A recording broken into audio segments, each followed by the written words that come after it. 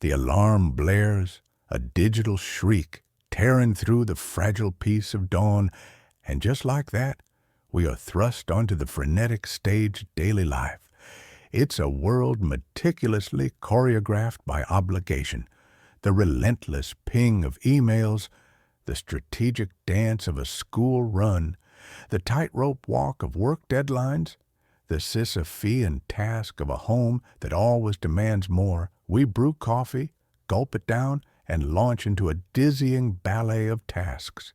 Meetings, groceries, bills, the mental checklist that runs like an endless scroll. We are the cogs, the planners, the fixers, the caregivers. But beneath the surface of this whirlwind, in the fleeting quiet of a commute or the weary sigh before sleep, a different rhythm sometimes makes itself felt. A faint, almost forgotten pulse. What is it? It is the echo of who we once dreamed we might be. Cast your mind back. Remember the boundless landscapes of childhood imagination? The astronaut charting unknown galaxies, the artist whose colors could speak to the soul, the writer weaving worlds with words, the adventurer scaling untamed peaks. These weren't just whimsical fancies. They were the nascent expressions of our deepest desires, the purest articulation of an authentic self, untainted by the world's cynical shoulds and musts. Then came adolescence, a period of fierce passions and burgeoning ideals, dreams perhaps tempered by a dawning realism, but still burning bright. University, first jobs. Each step, while bringing new horizons, also subtly, imperceptibly, began to sand down the sharper edges of those early callings. The vibrant hues of our youthful ambitions often fade, not in a sudden extinguishing, but through a slow, creeping dilution, like watercolor left in the rain, until one day we look up and find them muted, almost transparent. This brings us to a precipice, a crucial question that whispers in those quiet moments. The things I strive for now, the goals that populate my to-do lists and 5-year plans, are they genuinely mine? Or am I, in some profound way, living a script penned by invisible hands, alienated from my own narrative by the relentless demands and expectations of others? It's a disquieting thought, one that can unravel the very fabric of our perceived reality. How much of what we claim to want, what we articulate as our desires, is truly an echo of an external chorus? The subtle and sometimes not so subtle pressures of society paint a very specific portrait of success. The prestigious job title, the picture-perfect family, the material acquisitions that signal status.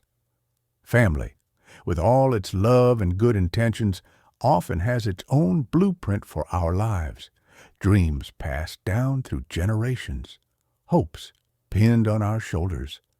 Work environments, too, dictate their own set of desirable achievements, promotions, and recognitions.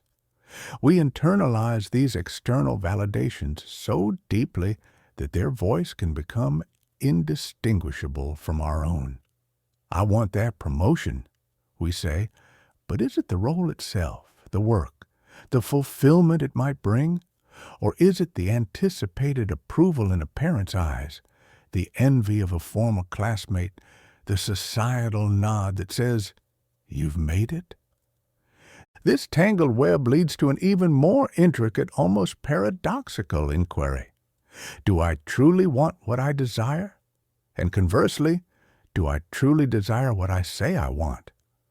Want can be a superficial creature, a fleeting craving conditioned by circumstance or comparison. Desire, in its deeper psychoanalytic sense, is the lifeblood, the primal, often unconscious force that truly drives us. It's the unarticulated yearning, the magnetic north of our innermost being. We might say we want a quiet, predictable life, because the alternative, the path of our true desire, seems too chaotic, too fraught with peril. And this is where the real battle begins, the hidden challenge.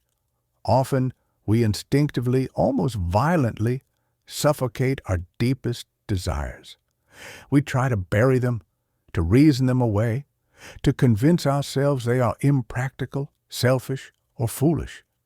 Why? Because acknowledging them, let alone pursuing them, can unleash a cascade of unwanted side effects. Imagine the successful lawyer who secretly dreams of being a carpenter.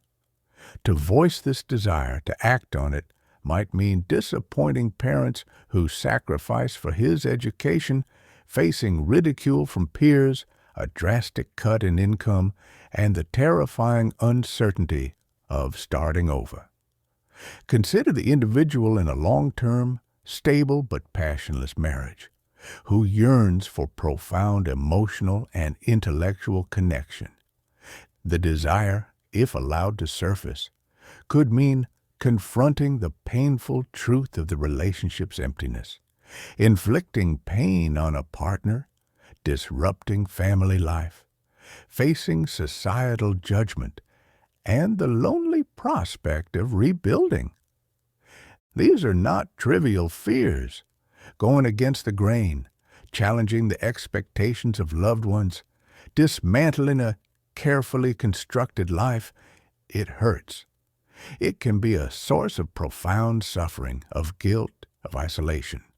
So, we erect elaborate defenses, subterfuges to convince ourselves that we want something else, something safer, more acceptable. We tell ourselves the high-flying career is what's best, that the quiet compromise is maturity. We become masters of self-deception, all to avoid the seismic tremor that acknowledging our true desire might trigger. As the French-Cuban-American diarist Anaïs Nin so poignantly wrote, "And the day came when the risk to remain tight in a bud was more painful than the risk it took to blossom." That pain of the unopened bud is the slow erosion of the self, a quiet desperation. If you're finding resonance in this exploration, if these words are stirring something within you, I warmly invite you to support this channel. Please take a moment to hit the like button, subscribe, and even share this video. Your engagement helps this content reach more people who might be on a similar journey of discovery, and it allows us to continue creating thoughtful material like this. So, if these desires are so deeply buried, so fiercely guarded, how do we even begin to bring them to the surface? It's a process, often a delicate and courageous one. It begins with creating spaces for introspection, perhaps through journaling, meditation, or simply carving out moments of solitude, free from the noise of external demands. It's about learning to listen to the subtle cues, the activities that make us lose track of time, the subjects that ignite a spark of passion in our conversations, the recurring daydreams we dismiss as fanciful. Sometimes it's the inexplicable pang of envy we feel when seeing someone else live a certain way. Not an envy of their possessions, but of their apparent alignment with a deeper calling. The wisdom of great thinkers can also illuminate our path. Ralph Waldo Emerson, in his essay Self-Reliance, urged, "Trust thyself. Every heart vibrates that iron string." This speaks to the innate wisdom within us, the authentic desire that, if we listen, provides its own clear note. Henry David Thoreau, famously retreating to Walden Pond, sought to live deep and suck out all the marrow of life, to reduce life to its essentials, to understand what it truly had to teach, a radical act of prioritizing genuine desire over societal expectation. Psychoanalysis, particularly the work of Jacques Lacan, offers profound insights into the nature of desire. For Lacan, desire is not simply a wish for a particular object or outcome that, once attained, brings satisfaction. Instead, desire is a fundamental and constitutive aspect of being human. It is a constant movement, a perpetual lack, always pointing beyond the immediate object toward something else, an elusive object petit a. This doesn't mean we are doomed to dissatisfaction. Rather, it means that the state of desiring itself is what makes us alive and human. How, then, do we discover this Lacanian desire, this true undercurrent? Lacan emphasized the role of language in the unconscious. Our true desires often speak in code through slips of the tongue, dreams, and symptoms. Psychoanalytic therapy aims to provide a space where these unconscious expressions can be heard, interpreted, and understood, allowing the individual to recognize the patterns and narratives that have shaped their desires, often by the other, the symbolic order of society, family, and culture. It's about deciphering what is truly your desire from what has been imposed or introjected.